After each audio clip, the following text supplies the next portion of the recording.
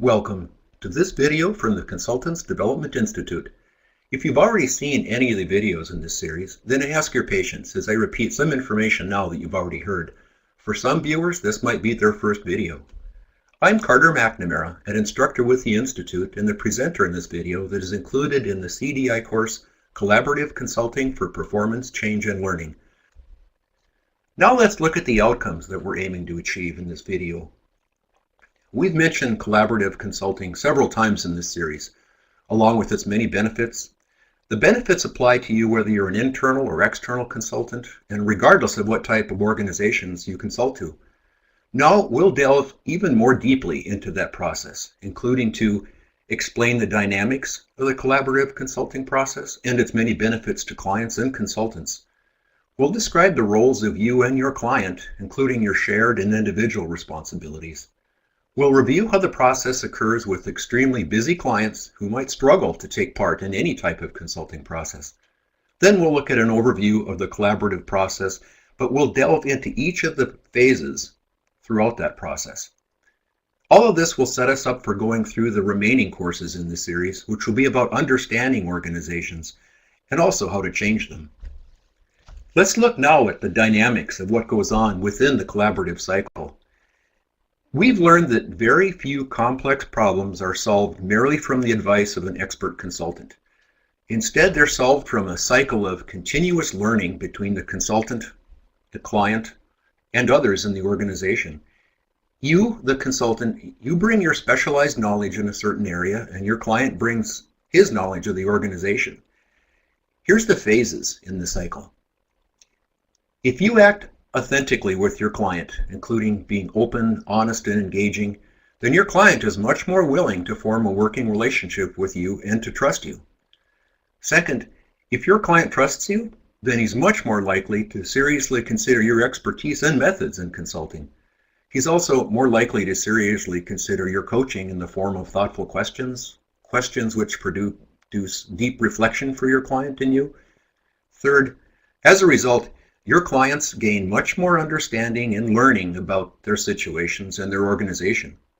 For example, he is able better to explain the situation to other key players in his organization, to those people whose understanding and commitment he'll soon need.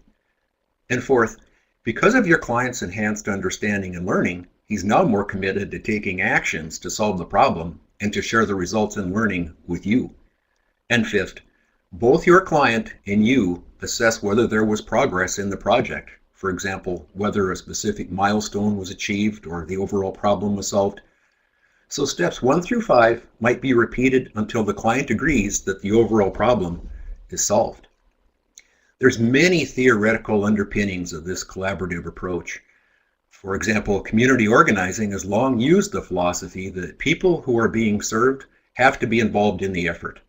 For example, Miles Horton of Highlander Folk School, or Paulo Freire, who is an adult educator and responsible for educating more people than anyone else in the world.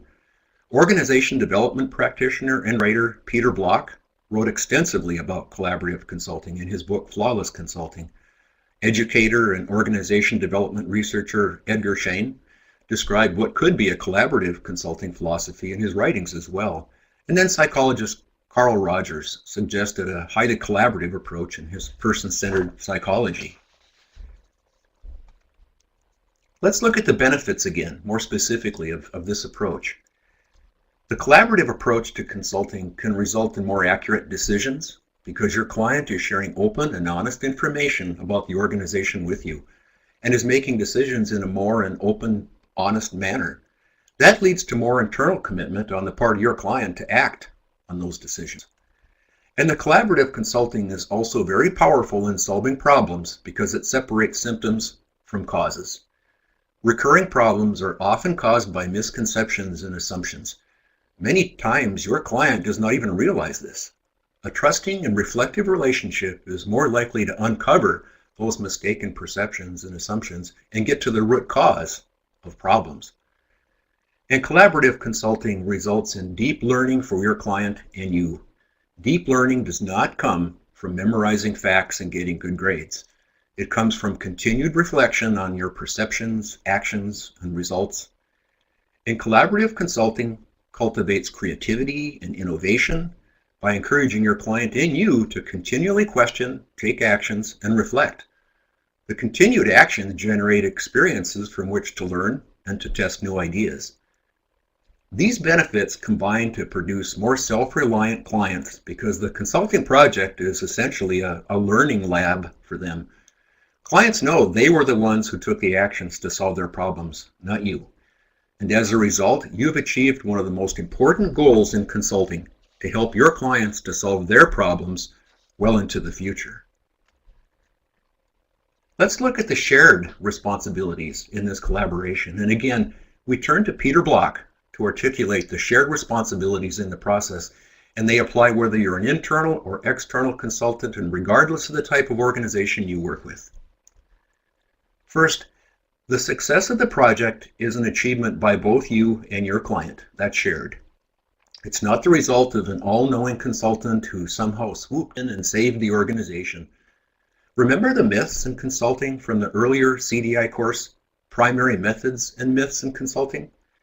Success is really from a continued collaborative approach between you and your client to solving your client's problem. And decision-making comes from you and your client. In shared discussion, negotiation, and agreement, there's a mutual desire to come to a consensus based on the belief that you and your client both benefit from each other's knowledge and wisdom. And you and your client share in the discovery or diagnosis, as some people call it, and how activities will be done, including what data will be gathered from who and how. Both of you discuss how the data will be organized and analyzed. And both of you also decide how the findings and recommendations will be generated from that data, how they will be shared with others in the client's organization so that all agree on which recommendations to follow. Only your client can implement the plans to solve the problems, but both you and your client monitor the implementation and discuss what to do about their findings. For example, if implementation is behind schedule, then both of you will discuss whether to try to get more resources, extend deadlines, or reduce expectations in the project.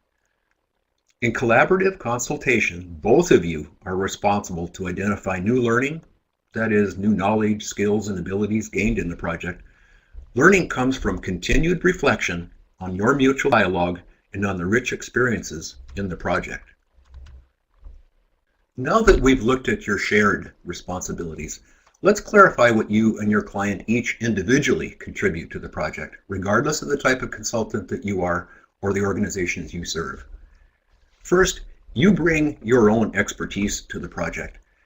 For example, your skills in coaching to help sustain momentum and learning, your skills in facilitation to help teams and clients' organizations to become more clear on current priorities and what to do about them. You might also bring your skills in training to impart certain special knowledge so your client can do a current task or a job even better. Most consultants have also amassed many useful materials and tools to share so that they can share them with their clients. A primary responsibility throughout the project for you is to help your client to learn.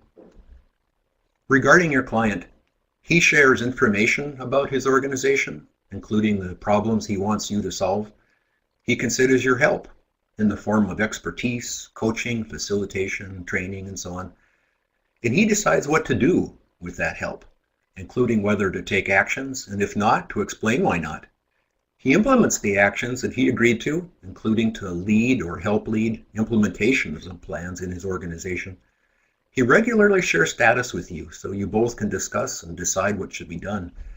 Similar to you, your client has a responsibility to learn throughout the project and to reflect on his experiences in his relationship with you.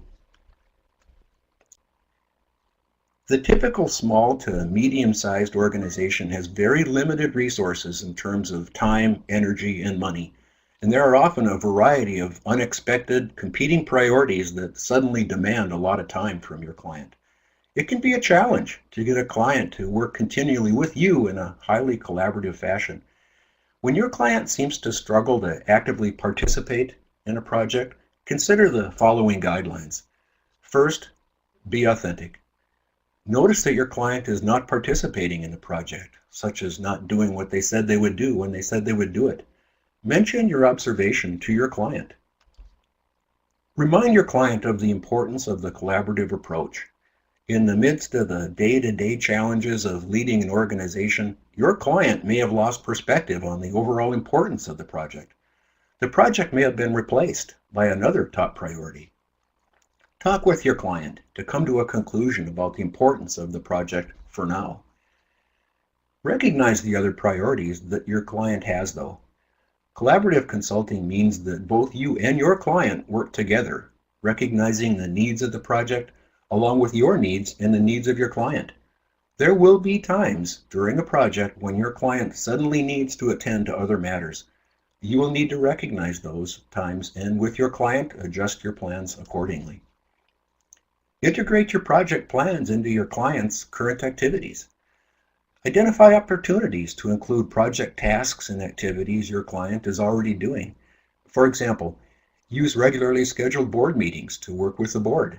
Use current staff meetings and status reports to communicate about the project. Use current evaluation activities as part of the project's evaluation. Realize that your client's lack of participation may be a form of project resistance. If your client is experiencing discomfort about the project but is not admitting it to themselves or to you, it may lead to resistance. Often their discomfort shows up, for example, in their lack of participation.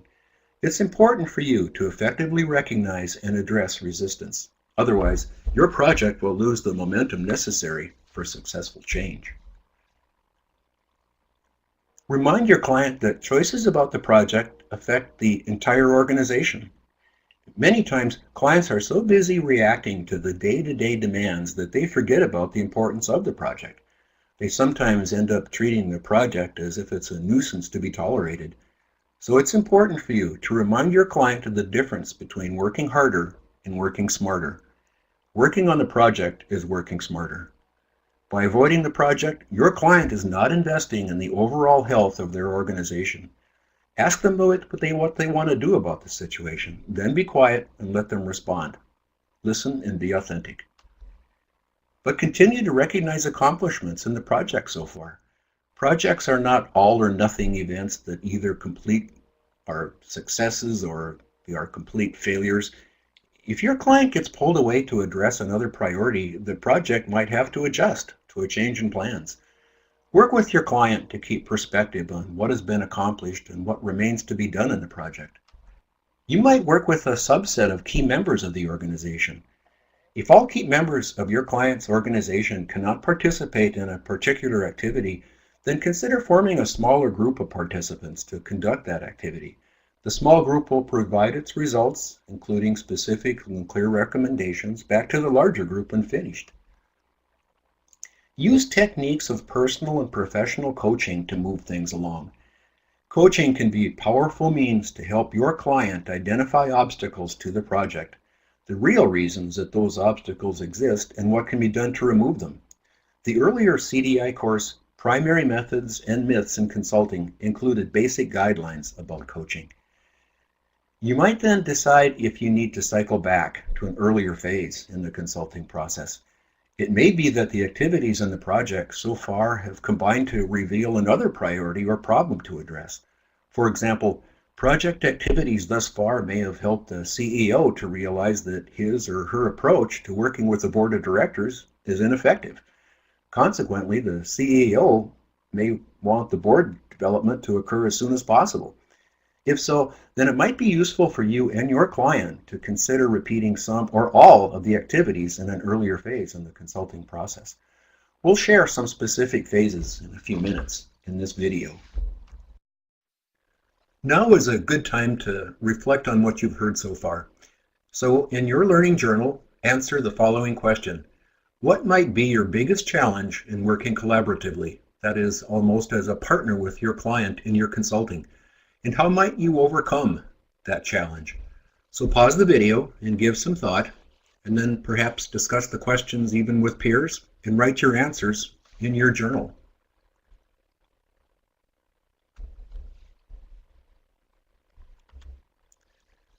Almost any consulting process can be done collaboratively. The collaboration is not based on the parts of the process, but on how the parts are done. Like most consulting processes, the following is based on the action research framework developed by Kurt Lewin many years ago.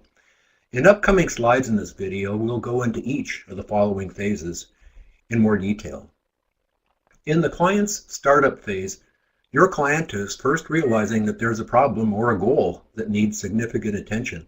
And the client might start trying to address it within the organization herself, or might start trying to get help from a consultant. But it's important for you to know what happened with your client during that phase, because you can learn a lot about the problem and about your client. The contracting phase is your first meeting with your client, and the goal is to understand each other and decide if you want to proceed together in a project. If you decide that the client is really ready for a project and that your styles and capabilities match, then you both proceed with the project as well. In the discovery and feedback phase, you and your client work collaboratively to further examine the client's problem and what can be done about it.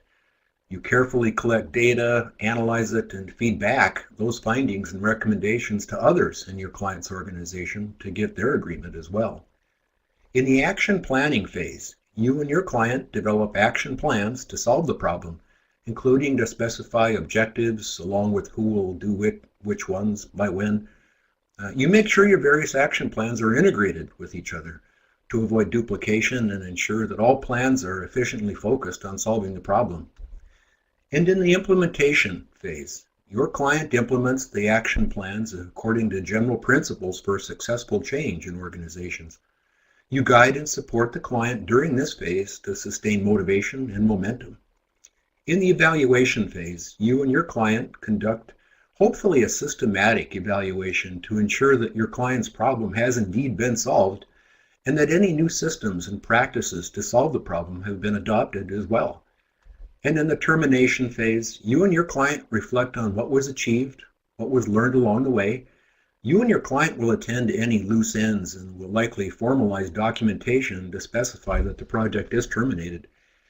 We should mention that there usually is no clear distinction between the phases. Rather, they're highly integrated. The phases can be cyclical in nature. For example, if problems are encountered in one phase, then the process might include cycling back to an earlier phase.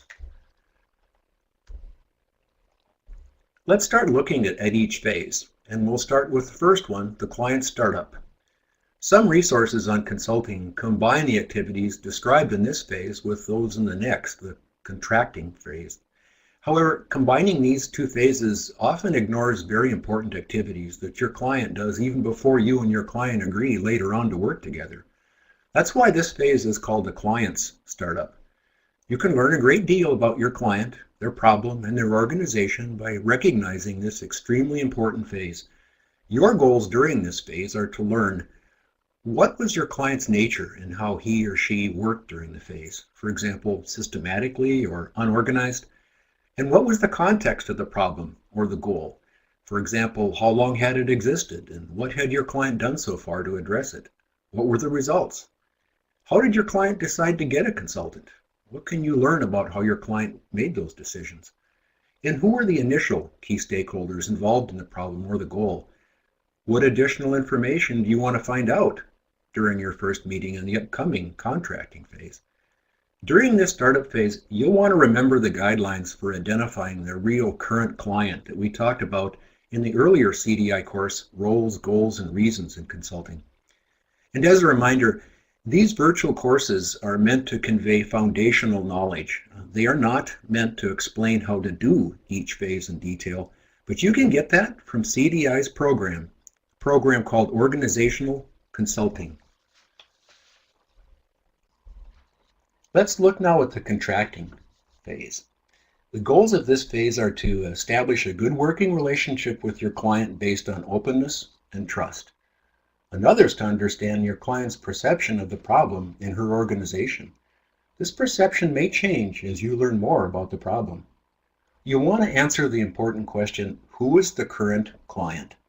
This is probably your official client now, but you need to be sure. You'll also want your interpersonal skills and diversity skills from the course Building Trust, Commitment, and Collaboration with Clients. You should learn about your client's organization if you're an external consultant, or about the department if you're an internal consultant. Learn about its culture and how its members prefer to make decisions and solve problems. An important question is the client really ready for the demands of a consulting project? You'll want a good answer to that during this phase. If so, you might even invite your client to start a project team to work with you. That is, a small group of people to help you ensure that your consulting is always useful to your client's organization. And you and your client should complete a formal agreement to proceed. For example, you both might sign a formal letter of agreement or a contract. One of the goals of the discovery phase is to continue to build a collaborative relationship between yourself, your client, and the project team. You already described to your client in the contracting phase how you prefer to work collaboratively and the benefits of working that way. The fact your client contracted with you suggests that he's open to working that way as well.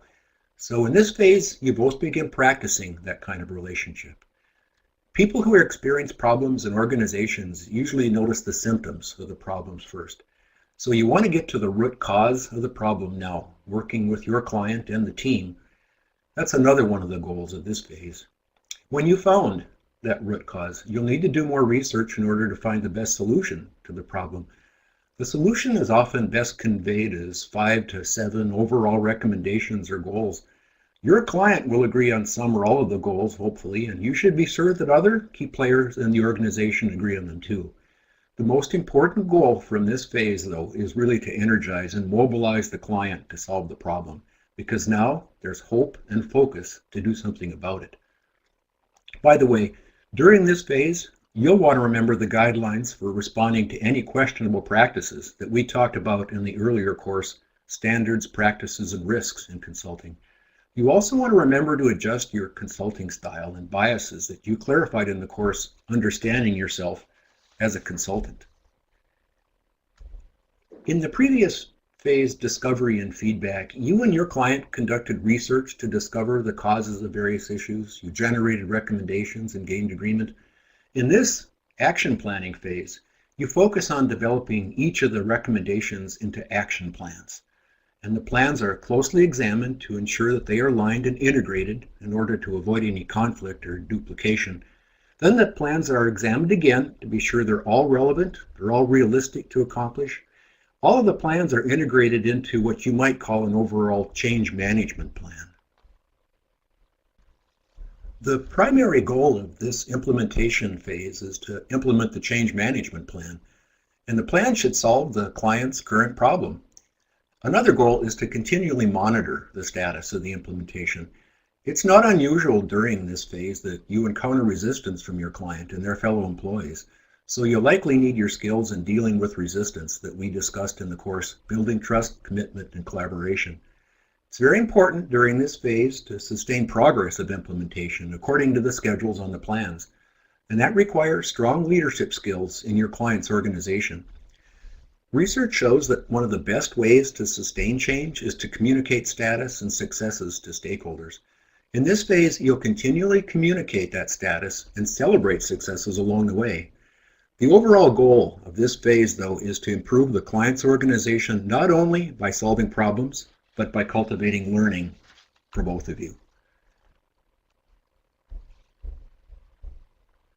Now we're going to look at the evaluation phase. And the goals of this phase are to conduct evaluations about the results of the project to determine what was the client's problem originally and was it resolved? Was it solved according to what the project calls success or some other measure? And was it solved by the project or did something else occur that ended up solving it? Did the client adopt the necessary changes to ensure the problem will be resolved for the long term? For example, new strategies or structures, roles, and policies. If the problem was not resolved and the client did not adopt the changes, should the project cycle back to an earlier phase? They might even need to go back to the contracting phase to re-examine how a new project should be designed. Or are you and the client really ready to terminate the project? Termination can be done for a variety of reasons, and we'll discuss those in this next and final phase. The goals of this termination phase are to ensure a specific course of action based on the results of the evaluation, tie up any loose ends or forgotten tasks, in project activities. Be sure that there's an ethical closure, meaning you either continue to work together or depart in a respectful and professional manner. And finally, that there is a psychological closure. That's a matter that's sometimes forgotten in projects. This course includes a handout that gives an overview of each of the phases in the collaborative consulting. Now is a good time to pause again to reflect on what you've heard. So in your learning journal, answer the following question. Do you use a systematic approach to consulting, that is, with specific phases? And if so, what are they? You might pause the video and give this some thought, perhaps discuss these questions again with some peers, but write your answers in your journal. We want to thank you for attending this video. If you ever have any questions or want to share feedback during the series, simply send an email to info@consultantsdevelopmentinstitute.org. And again, thank you for your time during this video.